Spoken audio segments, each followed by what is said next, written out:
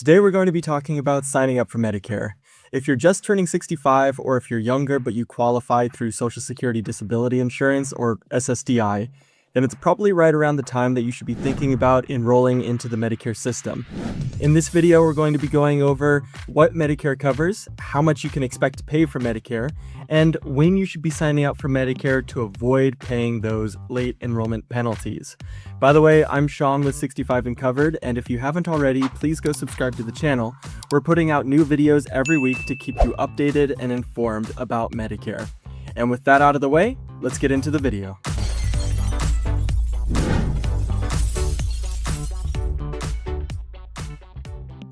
When we talk about Original Medicare, we're referring to the government program that's intended for people over the age of 65 or for people who qualify at a younger age through a chronic medical condition or disability. Original Medicare is split into two parts, which are creatively named Part A and Part B.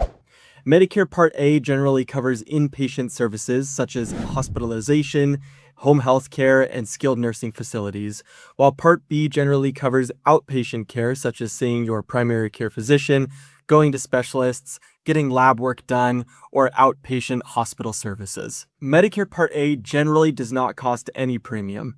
This is because as we've worked in our careers and paid taxes, a portion of those taxes go towards funding Medicare. However, there is a requirement that you have to have worked at least 10 years at a job that pays taxes towards Medicare in order for your Part A premium to be waived. If you haven't met this requirement, then you may have to pay an additional premium to have that Part A coverage. I'll go ahead and put those Part A premiums up here on the screen for you to take a look at. Now, keep in mind that these premiums are for 2026 and they do change from year to year. So I'll also put a link in the description of this video that you can follow to look at the updated premiums if you're watching this video at some point in the future. And one more thing about the Part A premium. If you are married, then only one of you, whether it's you or your spouse, needs to have met that 10-year work requirement in order for both of you to be exempt from paying premiums for Part A. Unlike Part A, Part B does include a standard Part B premium, which applies to everybody who signs up on this program. The Medicare Part B premium as of 2026 is $202.90 per month. But just like Part A, this premium does change from year to year, and in the last several years, this has been steadily increasing. So I'll put a link to the updated Part B premiums in the video as well. In addition to the standard Part B premium, a lot of people are also charged an additional amount through IRMAA. IRMAA stands for Income Related Monthly Adjustment Amount, and as the name implies, if you earn above a certain amount of money in a year, then you may be charged extra for your Medicare Part B coverage. I will put those income brackets up here on the screen and you can take a look and see what you will be charged extra through IRMAA based off of your income if you have to pay anything extra at all. Your income that's used to assign you to one of these IRMAA brackets is based off of your modified adjusted gross income from 2 years prior. So for example, if you're watching this video in 2026, then your IRMAA is based off of your modified adjusted gross income from 2024. IRMAA is kind of a pain, but the good news is that it doesn't necessarily last forever. As we retire and move on to a fixed income, it tends to be a little bit lower than what we were earning when we were working. IRMAA is based off of a 2-year look backwards. So if your income goes down as you move into retirement, then your IRMAA charge, if you have one, will also decrease or go away entirely. Now, looking at all these extra charges through IRMAA or through the standard Part B premium, you might be tempted to just take out Medicare Part A because it's free, and then delay Medicare Part B so that you avoid having to pay all of those premiums. Well, unfortunately, Medicare already thought of that, and they have a rule in place where if you delay Medicare Part B past when you first become eligible to sign up, then they may charge you a penalty on your Part B premium. We're going to take a look at what that penalty is and how it works, but first let's look at when you need to be signing up so that you avoid that penalty altogether. If you're just turning 65, then you have a 7-month period during which you can sign up for Medicare Part A and Part B.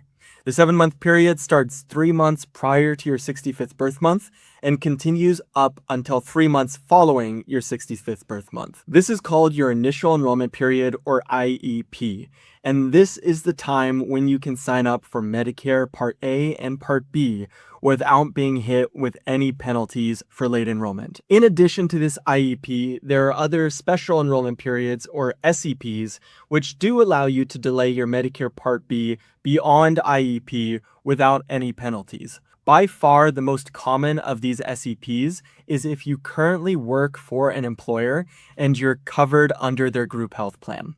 If this applies to you, then you have a special enrollment period that lasts the entirety of your employment past 65 and then extends for 8 months after you retire or your group coverage ends, whichever comes first. There are a handful of other special enrollment periods which are less common, but if you want to go and take a look at those and see if any of them apply to you, then I will leave a link in the description as well, and you can go check that out. If you delay your Medicare Part B beyond your initial enrollment period and you don't qualify for any of these special enrollment periods, then you can still sign up for Medicare. You're not locked out of the program. However, if you do this, you can only sign up for Medicare during the annual general enrollment period, which runs from January 1st to March 31st each year.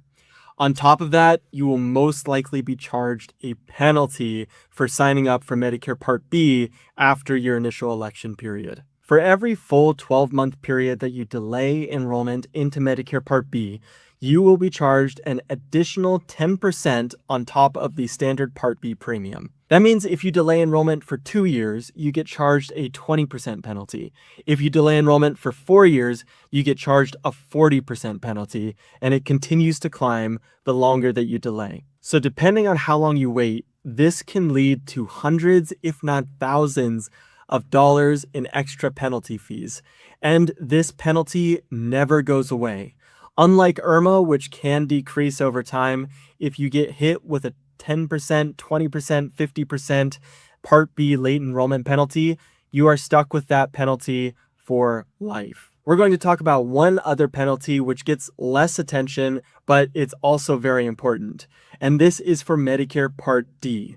The way that this one works is if you go 63 consecutive days or more without having creditable drug coverage, then Medicare will charge you a Part D penalty. Creditable drug coverage is just a fancy term that's used to describe prescription drug plans that meet Medicare's requirements. And this penalty will add 1% to the standard Part D premium for every month that you don't enroll into a creditable drug plan. This means that if you go a full year or 12 months, then this adds up to a 12% penalty. If you go 2 years, it's a 24% penalty. And just like with the Part B premium penalty, this one also never goes away. So if you only take one thing away from this entire video, it's to make sure that you sign up for both Part B and creditable drug coverage on time so that you avoid paying hundreds or thousands of dollars in avoidable late enrollment penalties. And by the way, in our next video, we're going to be looking at 3 Medicare plans that either enhance or supplement the Medicare coverage, and 2 of those plans include creditable drug coverage. So if you need help with that, be sure to subscribe to our channel so that you can stay up to date. And as always, thank you all so much for watching. We will see you in the next one.